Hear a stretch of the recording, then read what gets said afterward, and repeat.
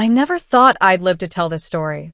But as I sit here today in my wheelchair, inside the community hall of the Lakeview Accessibility Foundation, the nonprofit I built in my husband's memory, I finally understand why I had to survive everything. The room around me is buzzing with quiet conversations.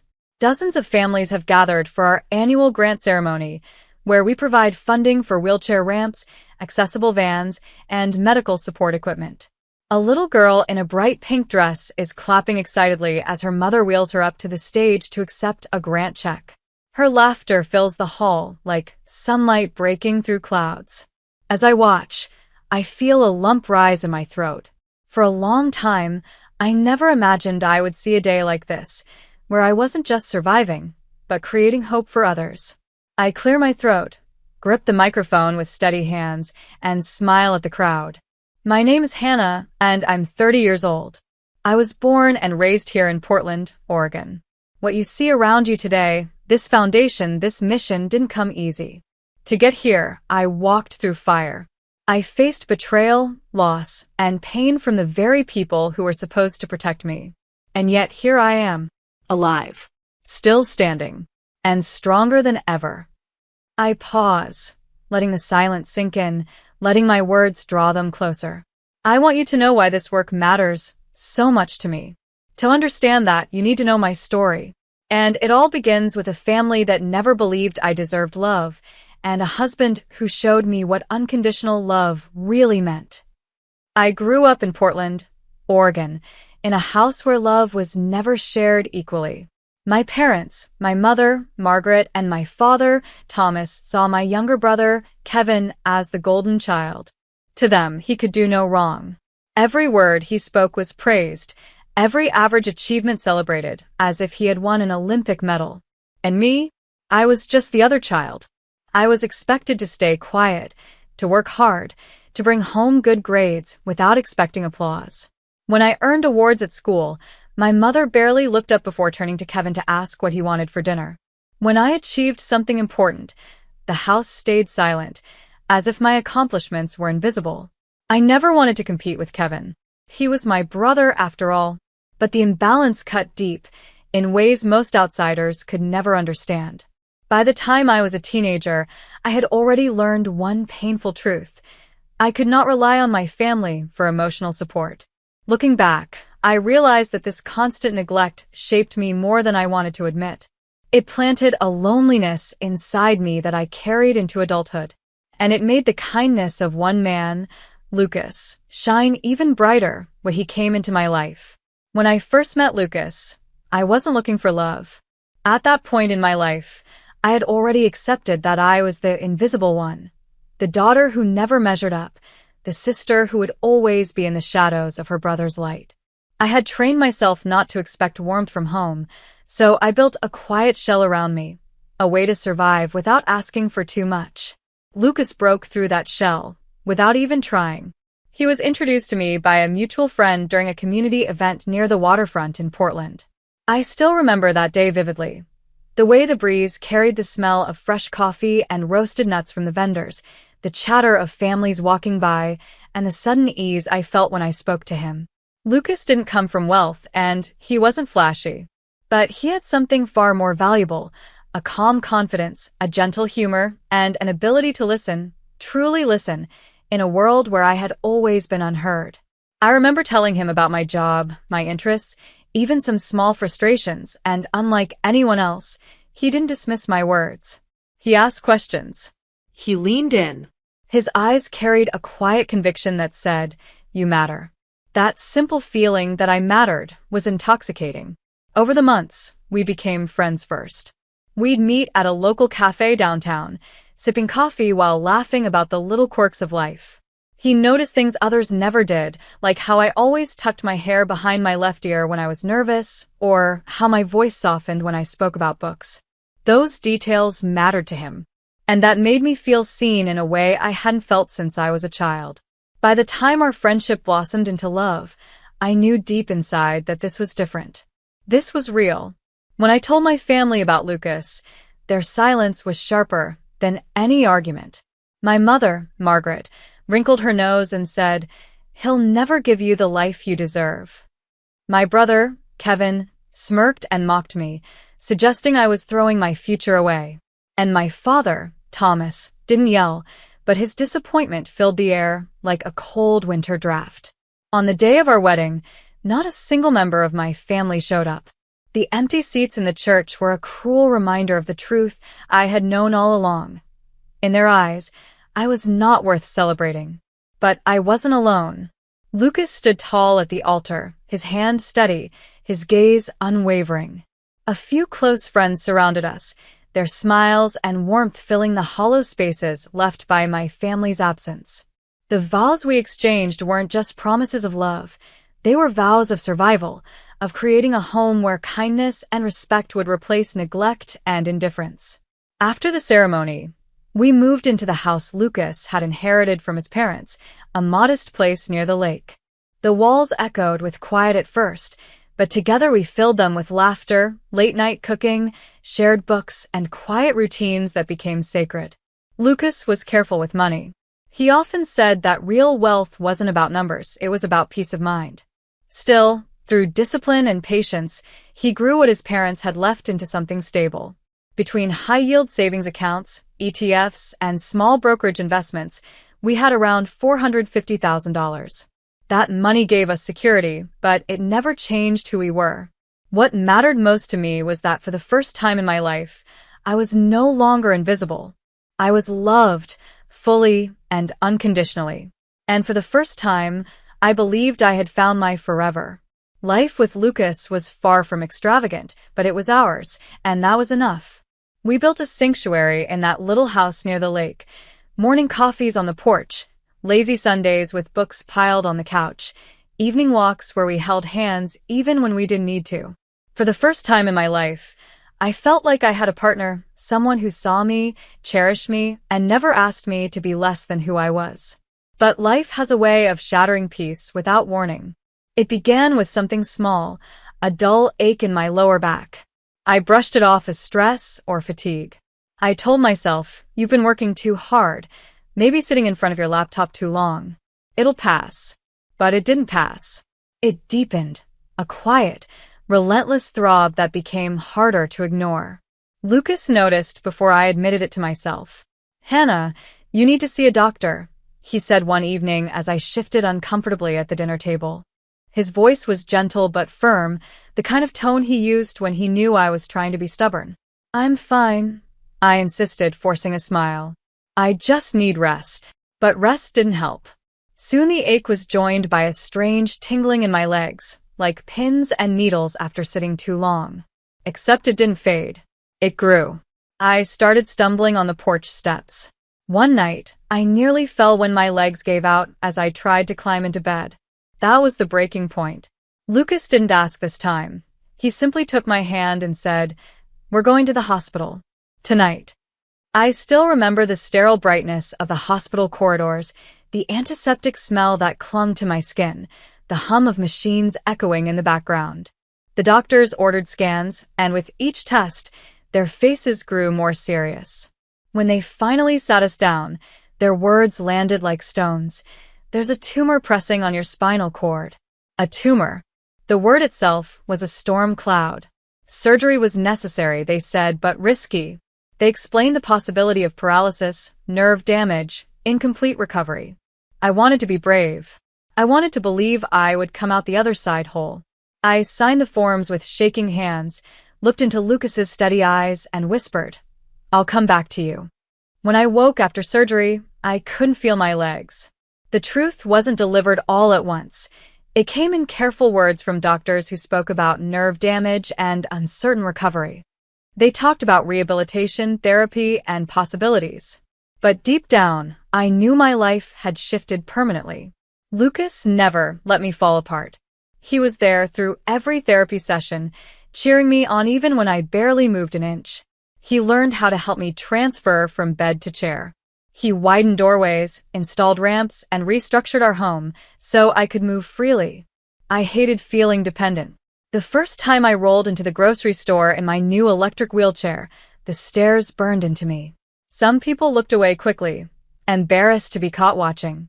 Others stared openly, their eyes heavy with pity. I forced myself to smile, to act like I wasn't breaking inside.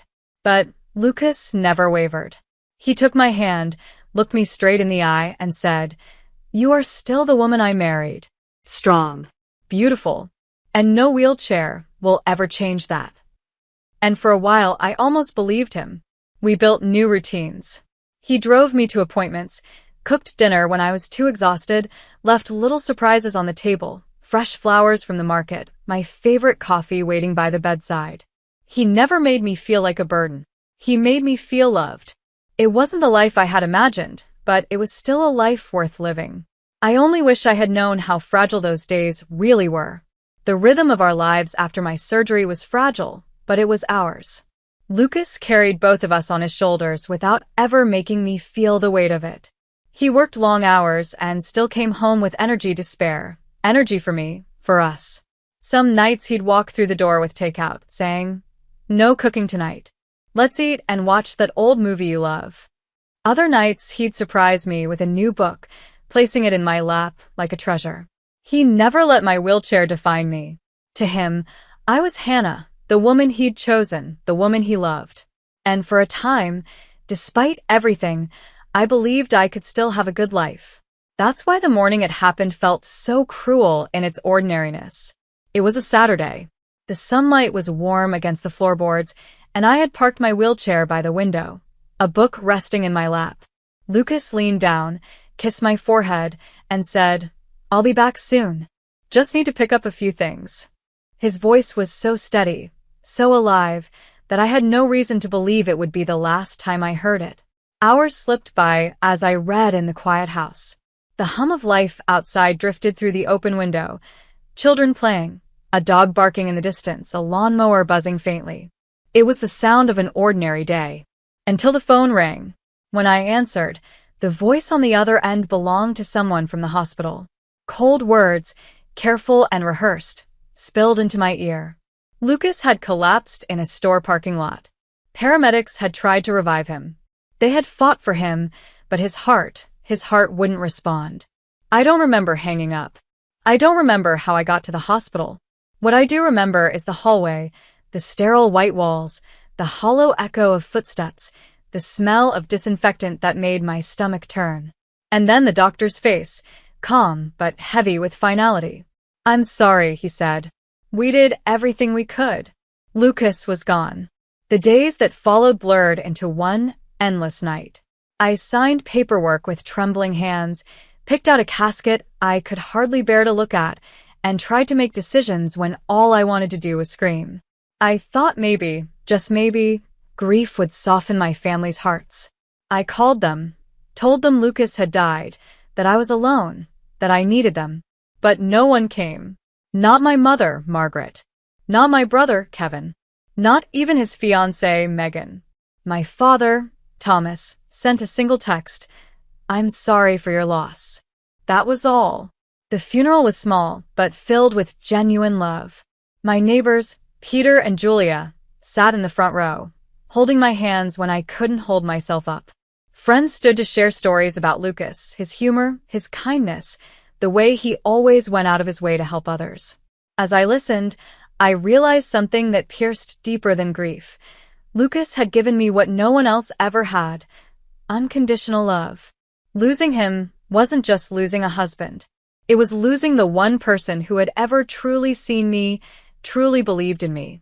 When the service ended, I returned to an empty house. The silence pressed in from all sides, heavier than ever. For the first time in my life, I understood what it meant to be utterly, devastatingly alone. But as I sat in that silence, surrounded by the absence of the only man who had ever fought for me, I had no idea that my worst trials were still ahead. It had been just over a week since Lucas's funeral when the knock came at my door. I wasn't expecting anyone. For days, the only visitors had been Peter and Julia, my neighbors who checked in with warm soup, gentle words, and the kind of presence that asked for nothing in return. So when I heard the knock that Sunday afternoon, I assumed it was them again. But when I opened the door, my heart froze. Standing on my porch were the very people who had abandoned me when I needed them most. My mother Margaret, my brother Kevin, and his fiancée Megan. They were holding casserole dishes, their faces stretched into thin, artificial smiles. For a moment, I thought I was imagining things. These were the same people who hadn't shown up for my wedding, the same people who refused to stand by me at Lucas's funeral. And yet here they were, suddenly playing the role of a supportive family. "We thought you might need some company," my mother said casually, brushing past me as though she owned the place. Kevin followed, balancing a covered dish, while Megan trailed behind, her sharp eyes sweeping over the living room as if she were silently appraising the furniture, the pictures on the wall, even the rug under her feet. I wanted to tell them to leave. I wanted to scream that I wasn't fooled, but the words caught in my throat, smothered by shock. They filled the kitchen with the clatter of dishes and the hollow noise of forced conversation. Margaret rearranged items on the counter as if she were already settling into ownership of the house. Kevin leaned against the doorway with an air of casual entitlement. Megan, her lips curled into a faint smirk, scrolled on her phone, occasionally glancing at me with thinly veiled disdain. That evening, as I sat quietly in the living room, Kevin wandered in. He leaned against the doorframe and said in a tone so casual it made my blood run cold, "You know, Hannah, I'm getting married soon. Megan and I want it to be a proper wedding. But weddings aren't cheap." I stared at him. "What does that have to do with me?" "Well," he said, shrugging as though it were obvious, "you're sitting on quite a bit now. Lucas left you everything, didn't he? The house, the savings, the investments. You don't really need all of it." My throat tightened. "That money is my security," I said firmly. "It's all I have left." Margaret, who had been eavesdropping in the kitchen, chimed in with sharp impatience. "Don't be selfish, Hannah. Family comes first. Your brother deserves a strong start, and you'll always have us. You're not going anywhere." I almost laughed at the absurdity. For years, they had treated me like I didn't exist. Now, suddenly, they wanted me to believe I was part of their family? No, this wasn't love. This was hunger. Megan looked up from her phone, smirking. "You act like you're some kind of business genius, clinging to numbers in a bank account as if that makes you strong. You should be grateful anyone even wants to help you." Her words stung, but I refused to let them see me break. I straightened in my wheelchair, lifted my chin, and said firmly, "I am not helpless. And I'm not giving you a dime." Margaret's smile grew brittle. "Don't be dramatic, Hannah. A good daughter wouldn't turn her back on her family, especially when her brother is about to start a new life." From that night onward, the pressure never stopped. Kevin brought it up at breakfast. Megan made snide comments in the evenings. Margaret carried herself as if she already had a right to every dollar Lucas had left me. I began locking away all of Lucas's documents, double-checking the passwords on my accounts, and keeping my bedroom door bolted at night. Because deep down, I knew something chilling. They weren't here for me. They were here for what I had. The tension in the house grew heavier with each passing day. Their words became sharper, their stares more piercing. It was as though I was no longer sitting in my own home, but trapped inside a cage built from their greed. One evening, I was in the living room near the front door. The light from the lamp cast long shadows on the walls, and the air was thick with unspoken hostility. Margaret stood with her arms crossed, Kevin pacing like a restless predator, and Megan leaned against the wall, tapping her nails on her phone case, her smirk never leaving her face. Kevin finally broke the silence. "Enough of this," he snapped. "You've been dragging this out long enough. Just transfer the money, Hannah. Do it tonight." I shook my head, my hands tightening on the arms of my wheelchair. "No, Kevin. I told you already. That money is all I have left of Lucas. It's not yours. It's not hers. It's mine. And you're not taking it." Margaret's voice rose, sharp and cutting. "How dare you talk back to your own family? Do you think Lucas would have wanted you to sit on all that money while your brother struggles to start his life?" I lifted my chin, meeting her glare. "Lucas wanted me safe. He wanted me secure. He trusted me, not you." That was the spark that lit their rage. Kevin's face twisted, red with fury. "You ungrateful," he spat, and before I could react, he lunged toward me. His hands gripped the handles of my wheelchair with violent force. "Kevin, stop!" I screamed, my voice shaking. But he didn't stop. Margaret moved closer, her face cold and hard. "Do it," she ordered. Megan pushed off the wall, stepping forward with sudden aggression, her voice dripping with venom. "She'll never give it to us willingly. Show her who's in control." The next seconds blurred into terror.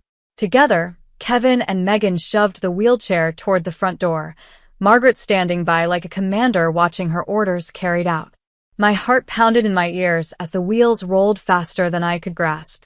"No, please," I cried, clawing at the arms of the chair, but it was too late. The wheelchair crashed through the doorway, out onto the porch. My body jolted violently as the chair hit the edge of the wooden threshold. Then came the stairs, 4, maybe 5 steps, hard and unforgiving. The world tilted, spun, and I was airborne for a breathless instant before slamming into the pavement below. Pain tore through my shoulder and side, a cry ripping from my throat as I crumpled onto the cold concrete. My wheelchair lay overturned beside me, one wheel still spinning helplessly. Above me, I heard hurried footsteps and panicked whispers. Margaret's sharp voice hissed, "Go, now." And then they were gone. The front door slammed, their retreating steps echoing into the night, as if they had never been there at all. I lay there, gasping, my cheek pressed against the rough surface of the pavement. Pain radiated through my body, tears blurring my vision. For a terrifying moment, I thought this was how it would end, alone, broken, discarded by my own family. Then I heard it. "Hannah." I turned my head weakly toward the sound. Across the street, through the glow of a porch light, I saw Peter and Julia, my neighbors, rushing toward me. They had seen everything from their window. Julia dropped to her knees beside me, her hands trembling but steady as she touched my arm. "Oh my God, Hannah, are you okay? Stay with us, please stay with us." Peter pulled out his phone, already shouting into it. "We need an ambulance. And the police. Hurry." His voice was filled with urgency, his words like an anchor keeping me tethered to the world. I tried to speak, my voice breaking. They pushed me." "We saw," Julia said firmly, her eyes burning with anger and worry. "We saw everything. They won't get away with this." As I lay there, the sound of sirens began to rise in the distance. The pain was unbearable, but beneath it all was something stronger. Relief. Relief that I wasn't completely alone. Relief that someone had witnessed the cruelty I had endured, and that justice was already on its way. For the first time since Lucas's death, I felt the faintest flicker of hope. The sirens grew louder with each passing second, the high-pitched wail cutting through the quiet Portland evening. I lay on the pavement, my breath coming in shallow gasps, every inch of my body aching. My overturned wheelchair rested on its side, one wheel still spinning slowly, as if mocking the violence that had just occurred. Julia never let go of my hand. She knelt beside me, her face pale but determined, whispering, "You're okay. You're safe. Just breathe. Help is coming."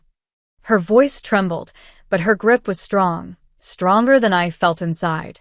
Peter paced just a few feet away, his phone pressed tight against his ear as he shouted directions to the dispatcher. "Yes, she's injured." They shoved her down the stairs in her wheelchair. I saw it with my own eyes. "Send an ambulance now. And the police, too. This was an assault." His voice cracked with fury. He wasn't just reporting what happened. He was demanding justice. Moments later, red and blue lights flashed across the street, washing the houses in a harsh glow. The first police cruiser screeched to a halt, followed closely by an ambulance. Officers spilled out of the car, their radios crackling, while paramedics rushed toward me with a stretcher. "Ma'am, can you hear me?" one of the paramedics asked, his voice calm and professional.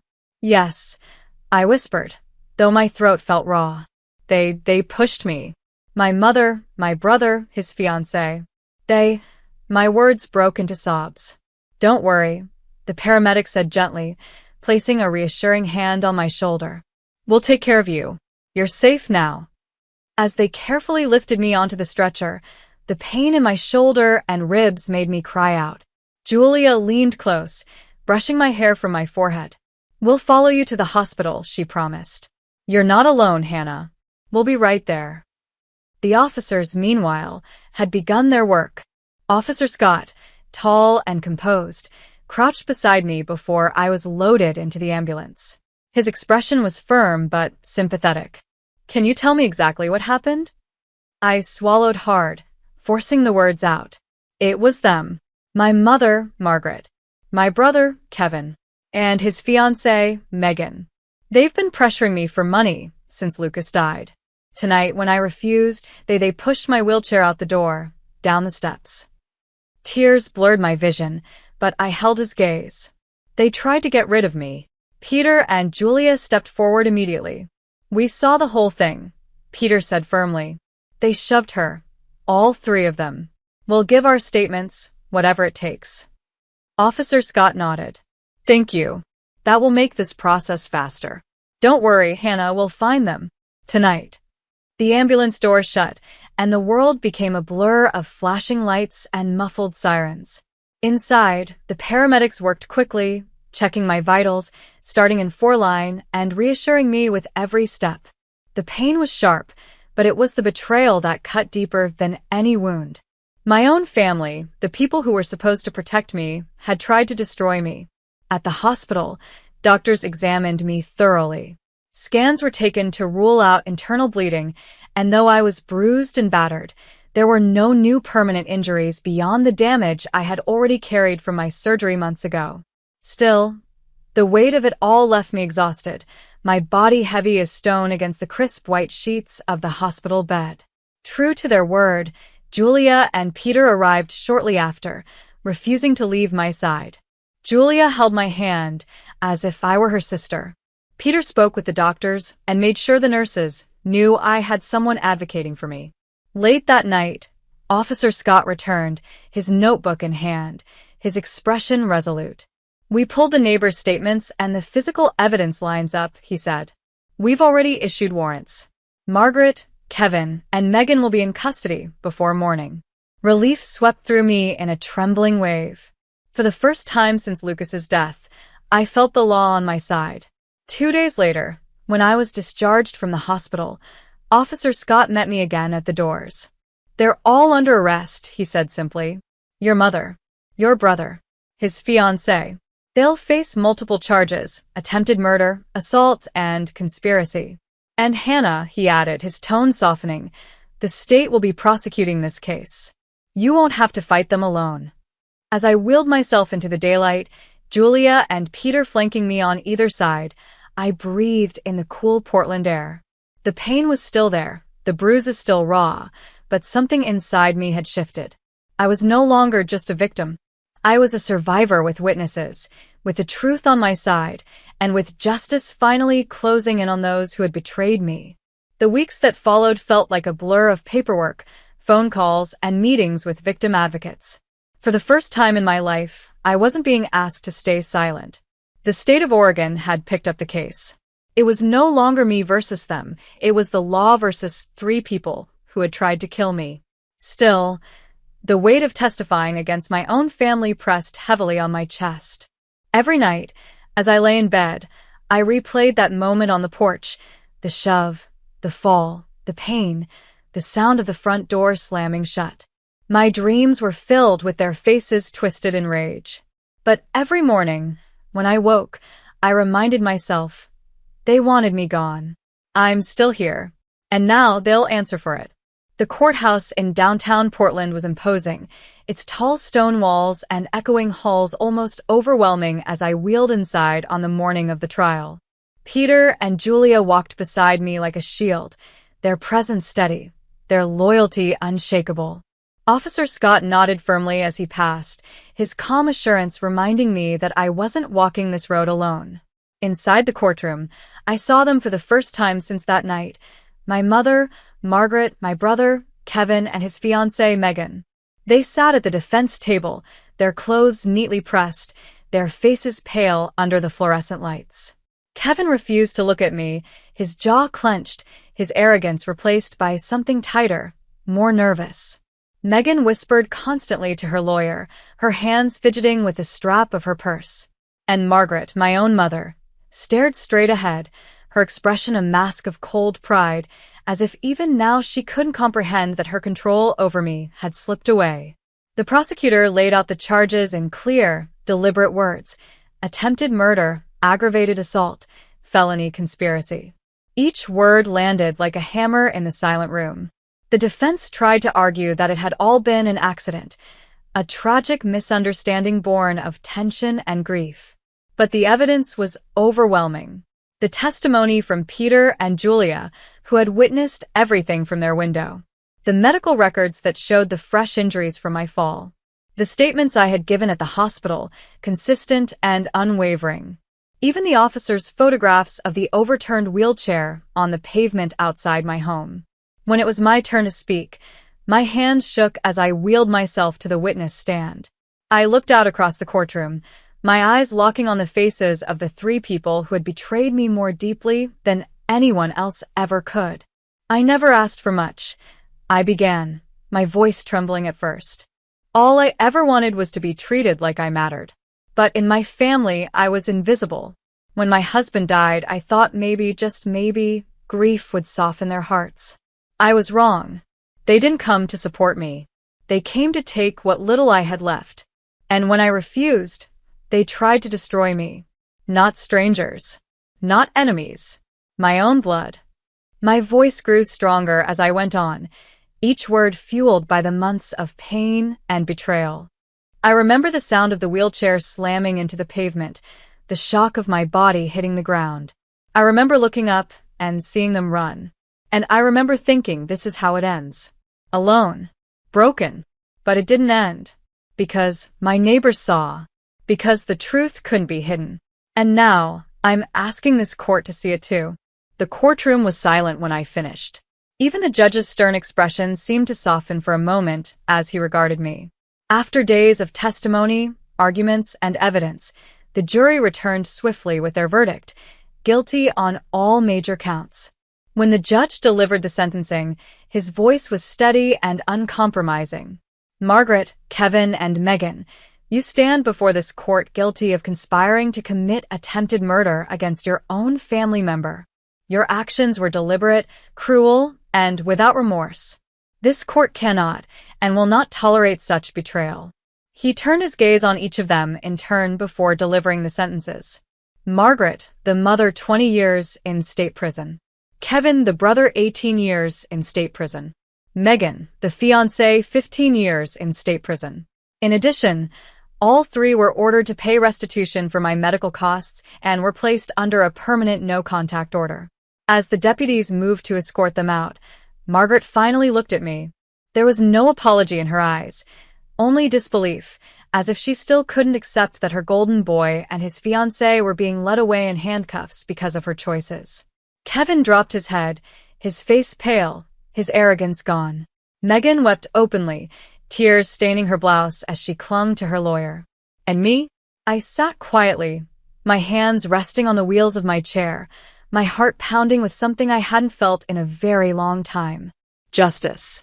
When the courtroom doors closed behind them and the sound of chains faded, I felt lighter. Not because the scars of betrayal had vanished, but because justice had finally spoken. For the first time in years, I wasn't carrying their weight anymore. They were behind bars, and I was free. But freedom doesn't erase pain. Healing doesn't happen in a single day. In the months that followed, I struggled with nights haunted by nightmares of falling down those steps, of hearing the sound of my wheelchair tumbling, of seeing my own mother's face twisted in cold rage. Yet every morning, I woke up and reminded myself, I survived.